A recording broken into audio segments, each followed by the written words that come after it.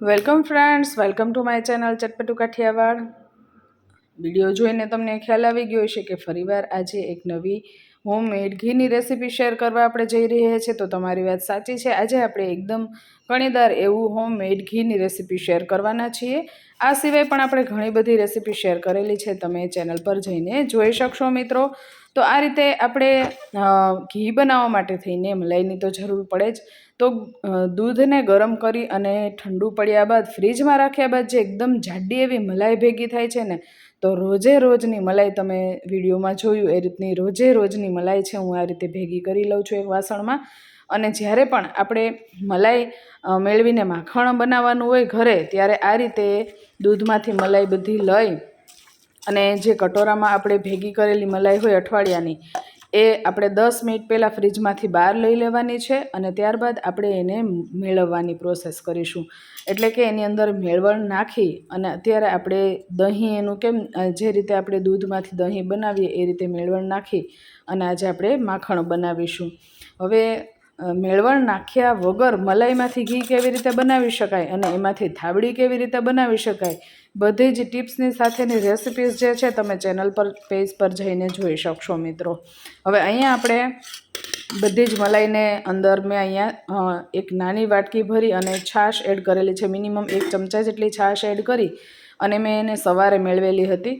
તો આ રીતે સાંજે જોતાં એકદમ સરસ રીતે મલાઈ છે એ જામી ગઈ, જો તમે જોઈ શકો છો। એમાં દૂધનો ભાગ બને ત્યાં લગી ઓછો જ રાખવાનો કે જેને કારણે મલાઈમાંથી માખણ છે ને એ ઝડપથી નીકળી જાય। તો બધી જ ટિપ્સની સાથે આ વિડીયો આપણે બનાવી રહ્યા છીએ, તમે જરૂરથી ટ્રાય કરજો અને તમને યોગ્ય લાગે એ કમેન્ટ પણ તમે જરૂરથી કરી શકો છો। પણ તમે આ રેસીપી ક્યાંથી જોઈ રહ્યા છો એ કમેન્ટ કરીને જરૂરથી કહેજો મિત્રો। તો હોમમેડ ઘીની રેસીપી આપણે પૂરી કરીએ ત્યાં સુધી રેસીપીમાં લાસ્ટ સુધી જોડાયેલા રહીજો મિત્રો। અહીંયા મલાઈ સરસ રીતે જામી ગઈ હતી એટલે એક બ્લેન્ડર દ્વારા આપણે એને આ રીતે માખણ બનાવેલું છે। તમે બ્લેન્ડર, ઝેરણી અથવા તો એ સિવાય તમે કેના દ્વારા માખણ બનાવો છો એ મને કમેન્ટ કરીને જરૂરથી કહેજો મિત્રો। અને તમે કઈ રીતે મલાઈમાંથી માખણ અને ઘી કેવી રીતે બનાવો છો એ પણ મને કમેન્ટ કરી અને જરૂરથી કહેજો મિત્રો। તો અહીંયા આપણે આ રીતે માખણ છે એ બનાવી લેવાનું છે અને માખણ તૈયાર થઈ જાય ને એટલે એની અંદર થોડું પાણી આપણે એડ કરતા જશું। જો તમે જોઈ શકશો કે થોડું પાણી આપણે એડ કરતા જઈએ અને બિલકુલ પણ હાથ પણ બગડશે નહીં। અને આ રીતે ચમચાથી જ આપણે માખણને ક્લીન કરવાનું છે। માખણને ક્લીન કરવાનું કારણ એ છે કે જ્યારે પણ આપણે ઘી બનાવીએ છીએ ને ત્યારે એમાંથી કીટું જેટલું પણ નીકળવાનું હોય એટલું બધું જ આ રીતે પાણી દ્વારા બધું જ કીટું છે એ બહાર આવી જાય। અને બને ત્યાં લગી આટલા વિડીયોઝ બનાવ્યા બાદ એક વસ્તુ હું જરૂરથી કહીશ કે જ્યારે પણ તમે મલાઈમાંથી ઘી બનાવો, માખણ બનાવો, ત્યારે તમે બ્લેન્ડરનો જો ઉપયોગ કરશો ને ત્યારે બ્લેન્ડર દ્વારા માખણ એકદમ સરસ એવું નીકળી જાય છે અને છાશનો ભાગ જે વધારાનો હોય, કીટાનો ભાગ, એ આસાનીથી નીકળી જાય છે। અને આ રીતે માખણને તમારે બને ત્યાં લગી તમે જોઈ શકો છો હજુ પણ દૂધ જેવું સફેદ જે છે છાશ નીકળે છે। એટલે છાશ જ્યાં સુધી નીકળે ત્યાં સુધી આપણે પાણી આ રીતે થોડું એડ કરતા જવાનું છે અને ચમચાથી આ રીતે આપણે એને ધોતું જવાનું છે માખણને। અને આ રીતે ધોવાને કારણે એની અંદર જેટલા પણ મલાઈના ફોદા હશે અથવા તો જેટલું પણ કીટાનો ભાગ હશે બધો જ ભાગ છે આ રીતે નીકળી જશે। તમે લાસ્ટમાં જોઈ શકશો કે પાણી એકદમ ક્લીન થયેલું નીકળશે। જો મેં 1 કટોરું ભરી અને પાણી લીધેલું હતું, તો એ કટોરું ભરીને પાણી મેં થોડું આ રીતે એડ કરતી ગઈ અને માખણને એકદમ સરસ રીતે ક્લીન કરી અને ધોતી ગઈ। અને હાથ પણ બિલકુલ બગડતા નથી, થોડા બગડે, બહુ ઝાઝા ચીકણા હાથ પણ થતા નથી। આ રીતે ચમચાથી તમારે એને ધોઈ લેવાનું, જેને કારણે આપણું માખણ છે એકદમ સરસ રીતે ક્લીન થઈ જાય। જો તમે જોઈ શકશો કે આપણે લાસ્ટમાં હવે થોડું પાણી એડ કરીને આપણે જોઈ લઈએ, તો જો આ રીતે પાણી એકદમ સરસ રીતે ક્લીન આ રીતે નીકળી રહ્યું છે।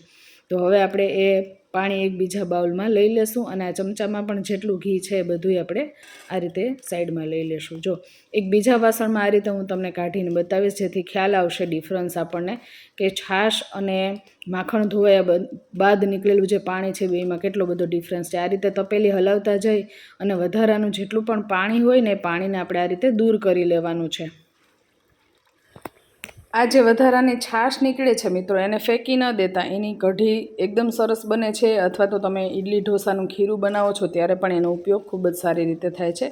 અને અઠવાડિયાની મલાઈમાંથી તમે બનાવતા હોય છે એટલે એકદમ ફ્રેશ જ હોય છે, કારણ કે ફ્રીજમાં જ આપણે મલાઈ રાખેલી હોય છે અને ટેસ્ટી પણ એ છાશ લાગતી હોય છે. એટલે એને ફેંકી દેવાની નહીં, તમે એનો ઉપયોગ જરૂરથી કરી શકો છો. જો તમે જોઈ શકશો મિત્રો કે લાસ્ટમાં જે આપણે પાણી ધોયેલું ને તો એકદમ ક્લીન પાણી નીકળેલું, છાશનો ભાગ જરાઈ રહ્યો નથી. અને સરસ એવા ઉપર જે વધારાના કીટાના જે ફોદા હતા એ પણ નીકળી ગયા અને આપણું ક્લીન એવું માખણ રેડી થઈ ગયું છે. તો આ રીતે આપણે હલાવતા જવાનું તપેલીને, અને વધારાનું જેટલું પણ પાણી હશે ને બધું જ પાણી થોડું થોડું કરીને આ રીતે નીકળી જશે. પણ ધ્યાન રાખવાનું કે માખણ છે એ નીચે પડી ન જાય, માખણ તપેલીમાં જ રહે એ રીતે આપણે પાણી દૂર કરી દેવાનું. તો જો આ છાશ અને આ છે વધારાનું માખણ ક્લીન કરેલું પાણી. હવે માખણ આપણું રેડી થઈ ગયું છે, તો આપણે એને ઘી બનાવવા માટેની તરત જની પ્રોસેસ કરી લેશું.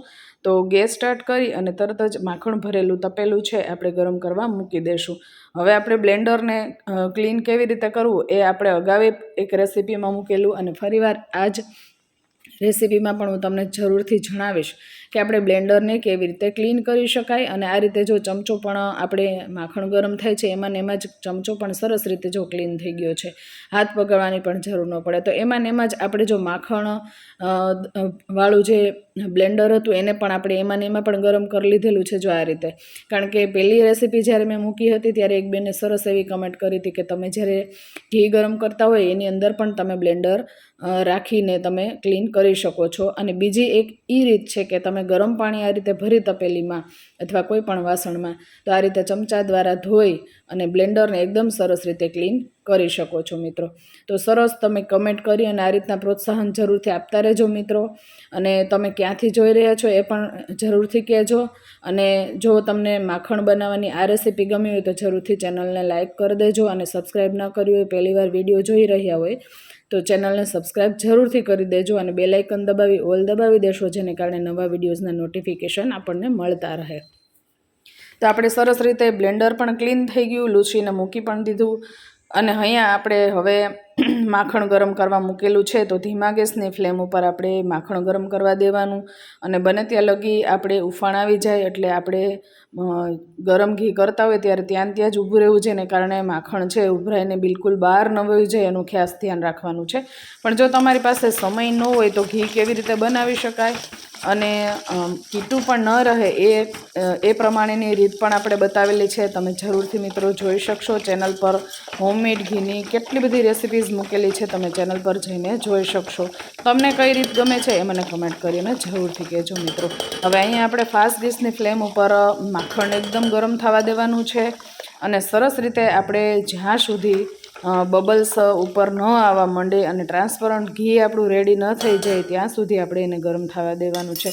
સાઈડમાં જો આ રીતનું બ્રાઉન થઈ ગયું છે અને નીચેથી પણ બ્રાઉન દેખાવા માંડ્યું છે કીટું, એટલે આપણે સમજી જવાનું કે આપણું માખણ પરફેક્ટલી ગરમ થઈ ગયું છે.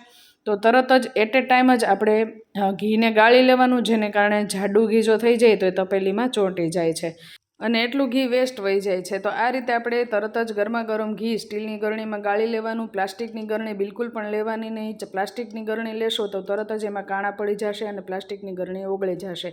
હવે આપણે જોઈ શકીએ છીએ બિલકુલ પણ કીટું નીકળ્યું નથી ને એકદમ ક્લીન એવું આપણું હોમમેડ ઘી છે એ રેડી થઈ ગયું છે. જો તમે તપેલી પણ જોઈ શકો છો મિત્રો, આ રીતે તપેલીમાં ગરણી મૂકી દેવાની, જેને કારણે ગરણીમાં પણ જે ઘી હોય આવી જાય અને આપણું હોમમેડ ઘી રેડી થઈ ગયું છે. મિત્રો, હોમમેડ ઘીની રેસીપી આપને ગમી હોય તો એક લાઇક જરૂરથી આપી દેજો. ચેનલ પર નવા હોય તો સબસ્ક્રાઈબ કરી દેજો, બેલ આઇકન દબાવી ઓલ દબાવી દેશો, જેને કારણે આવા વિડીયોઝના નવા નોટિફિકેશન આપ સુધી મળતા રહે. અને આવું હોમમેડ ઘીની રેસીપી તમને ગમી હોય તો જરૂરથી આપના ફ્રેન્ડ સર્કલ, ફેમિલી ગ્રુપમાં શેર જરૂરથી કરી દેજો મિત્રો. તો ફરીવાર આવી નવી હોમમેડ ઘીની રેસીપીઝ તમારા સુધી લઈને આવીએ ત્યાં સુધી જય સોમનાથ, જય માતાજી મિત્રો.